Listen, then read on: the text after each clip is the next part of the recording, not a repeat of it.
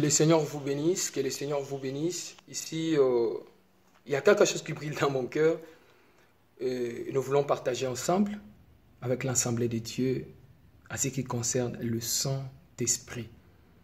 Et la personne du Saint-Esprit, c'est un ami que j'aime bien. J'aime développer l'intimité avec lui. J'aime d'être toujours à côté de lui. J'aime respecter ses principes. C'est quelqu'un qui marche dans des principes et il agit à la personne qui marche dans des principes. Il s'appelle le Saint-Esprit. Alors, le Saint-Esprit, c'est quoi? C'est la troisième personne de la Trinité. Dans le christianisme, il est aussi appelé l'amour du Père et du Fils. Et on doit comprendre, quand on parle de la Trinité, on parle le Père, le Fils et lui, le Saint-Esprit. On peut parler de la triologie, on dit le Père, le Fils, pareil, et le Saint-Esprit. Et on doit comprendre le mystère du Saint-Esprit et par rapport à nous, les chrétiens, et dans l'Église, dans le ministère, et le Saint-Esprit, il est tellement important. Et à tout le chrétien, à tout le serviteur de Dieu, et de connaître et de savoir le mystère du Saint-Esprit. Arrêtez de dépasser le temps, de chercher les sortes de démons, d'étudier des sortes de serpents, d'étudier les sortes des sorciers. Et il m'a fait cela. Il y a le serpent, ceci, anaconda, cobra. Il a ceci. Ce n'est pas important. Et l'important, c'est quoi? Et de faire développer l'intimité, de chercher le Saint-Esprit à la profondeur. Et la première des choses que nous, les chrétiens, on doit savoir, et ce n'est que ça. Ça, je parlais les attributs du Saint-Esprit dans l'Ancienne Alliance. Et je vais parler les attributs du Saint-Esprit dans la Nouvelle Alliance. Je peux dire que l'Esprit du Père, quand je parle de l'Esprit du Père, je suis dans le livre de Matthieu, chapitre 10 à 20. Et je peux dire l'Esprit de Christ.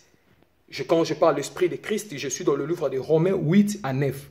Je peux parler de l'Esprit de Jésus. Et quand je parle de l'Esprit de Jésus, je suis dans le livre des Actes 16 à 7. Et je peux parler de l'Esprit de son Fils. Je suis dans le livre des Galates 4 à 6. Je peux parler aussi que le Père dans le Fils et le Fils dans le Père. On doit comprendre, la Bible dit que le jour que Abraham a dit à son fils, et venez m'accompagner, je vais aller adorer Dieu. La Bible dit dans le livre de Genèse, Dieu a mis Abraham en épreuve. Je suis dans le livre de Genèse 22. Abraham a appelé son fils, Isaac, il a dit, tu m'accompagnes à la montagne, je vais adorer Dieu. Et la Bible dit qu'Abraham a appelé aussi ses serviteurs. Vous devez comprendre qu'à l'Ancienne Alliance, il n'y avait que des serviteurs, il n'y avait pas de fils. La Bible dit que Moïse est serviteur de l'Éternel. Élie, serviteur de l'Éternel. Élisée, serviteur de l'Éternel. Et tous ces gens-là, serviteurs de l'Éternel, ils sont des serviteurs. Mais à la Nouvelle Alliance, il n'y avait que de fils. Quand on parle de fils, parce que la Bible dit que Jésus a inauguré, c'est lui qui est notre grand frère. Il a inauguré, aujourd'hui nous sommes des fils. Et afin quiconque croit. Et la Bible dit, en ce moment-là, qu'Abraham a dit à ses serviteurs, vous les serviteurs, vous restez ici. Et on doit comprendre, il y a de places ou de moments, on ne peut jamais aller avec des serviteurs. Et le serviteur doit rester. Et le maître doit aller avec le fils. Le serviteur ne monte jamais. Souvenez-vous l'histoire de Christ. La Bible dit, il a ramené les 3 disciples au nom de Jean, Jacques, Pierre. Pourquoi Jean? Pourquoi Jacques? Pourquoi Pierre? C'est un mystère. Il a ramené les 3. Et à la montagne, et il dormait, Christ à la montagne, il pria. Pendant qu'il priait, il y avait l'apparition de Élie et Élisée. Et la Bible dit que Pierre, il s'est levé, il a vu l'apparition des anges Élie et Élisée. Il a couru, il est venu auprès de Jésus, Maître, permets-nous de construire 3 tentes. Et pour Moïse, pour Élie, 2000 ans passés, lui, il connaît jamais, il n'a jamais vu Moïse. Il n'a jamais vu Élie. Il n'a jamais, 2000 ans passés. Comment Pierre a la capacité, il comprend que cet homme c'est Moïse, cet homme qui est Élie. C'est le Saint-Esprit qui a révélé à Pierre que celui-là, c'est le Saint-Esprit. Mais Pierre ne connaissait jamais. C'est le Saint-Esprit qui révèle et qui sonde même la profondeur de Dieu.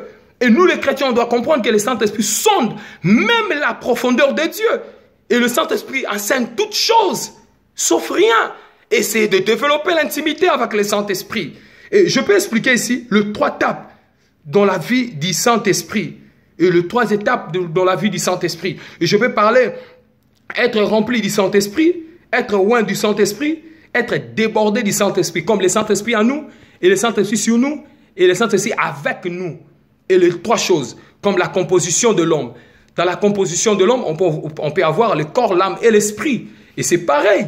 qu'on peut parler le Père, le Fils et le Saint-Esprit. De la manière dont la Bible dit que le Saint-Esprit rend témoignage à mon esprit que je suis enfant de Dieu. Qu'il rend aussi mon esprit un esprit supérieur. C'est ça, c'est que la Bible dit. C'est pas moi, mais c'est la Bible dit. Mais bien aimé, on doit comprendre le mystère du Saint-Esprit. Que le Saint-Esprit est Seigneur. Le Saint-Esprit a beaucoup de rôles à faire. Le Saint-Esprit a beaucoup de capacités. Il déclenche des dons. Le Saint-Esprit, c'est lui qui produit l'onction. Et si tu peux avoir l'onction dans la vie, il faut avoir développé l'intimité avec le Saint-Esprit. Il y a des temps et il y a des principes de développer l'intimité. Il y avait un prophète dans la Bible. La Bible dit que Dieu a écrit sur le mur, il a écrit « Mene, mene, mene, tekele passif ». La Bible dit que le prophète ne comprenait pas. Or, Dieu a écrit « Compter, peser et diviser ». « Mene, mene, tekele passif ». Compter, peser, diviser. La Bible dit que le prophète ne comprenait pas. Il fallait qu'interpréter. Il manquait quoi? Il manquait l'esprit du Seigneur en lui pour interpréter la volonté de Dieu. Et nous les chrétiens, même dans la Bible, pour interpréter la Bible, il faut avoir l'esprit de l'Éternel. Parce qu'il est écrit, c'est le Saint-Esprit qui enseigne toutes choses. Il nous enseigne. Il nous en prend. Nous sommes comme des enfants auprès de lui. Mais bien aimés dans le Seigneur, on doit comprendre quelque chose, que le Saint-Esprit peut ramener l'impact dans ton ministère. Le Saint-Esprit peut changer ton histoire. Le Saint-Esprit peut transformer ton histoire. Le Saint-Esprit peut t'élever. Le Saint-Esprit peut te rendre de toi un homme puissant, capable, renommé. Le Saint-Esprit peut transformer ta vie. Le Saint-Esprit peut te ramener là où le monde ne peut jamais croire. Le homme peut parler, c'est des fétiches. Mais or, ce n'est pas des fétiches, c'est l'intimité avec le Saint-Esprit.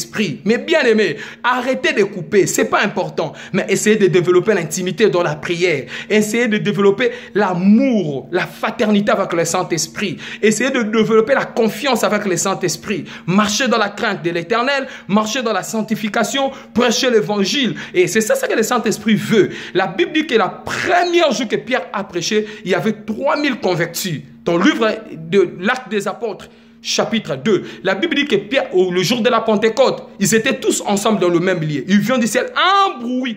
Que la Bible dit qu'il y a un bruit. Et tout le monde était descendu, était tombé par terre. Et après, le lendemain, ils ont commencé à prêcher.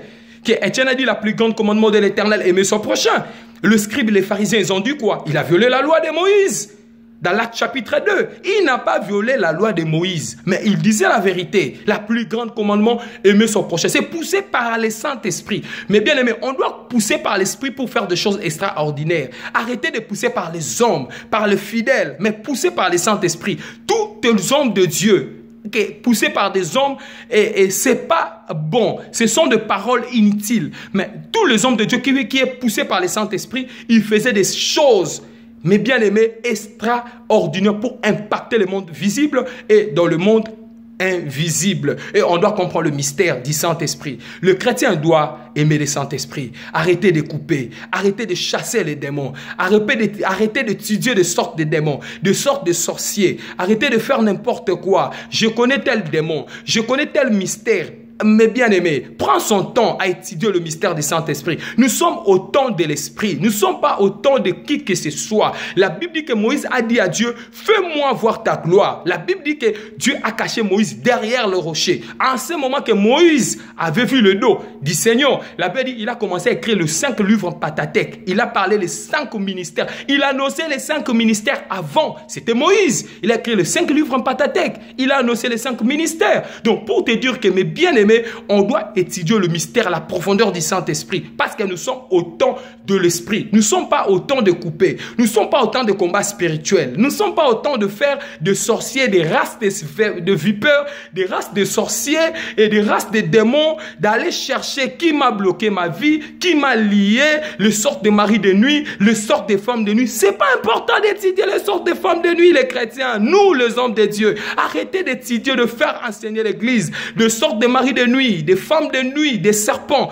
Mais nous sommes obligés d'apprendre à l'assemblée de Dieu, le Saint-Esprit. Parce qu'en ces jours-là, la Bible dit au son de la trompette, premièrement, le mort en Jésus. Comment on peut ressusciter? Celui qui a le Saint-Esprit était mourir avec le Saint-Esprit. La personne qui a le Saint-Esprit, il sera ressuscité. Mais bien aimé, on doit comprendre ce qui est écrit dans l'Ancienne Alliance et dans la Nouvelle Alliance. On doit enseigner les gens. Arrêtez de couper, arrêtez de faire n'importe quoi et on doit s'accrocher dans la présence de Dieu.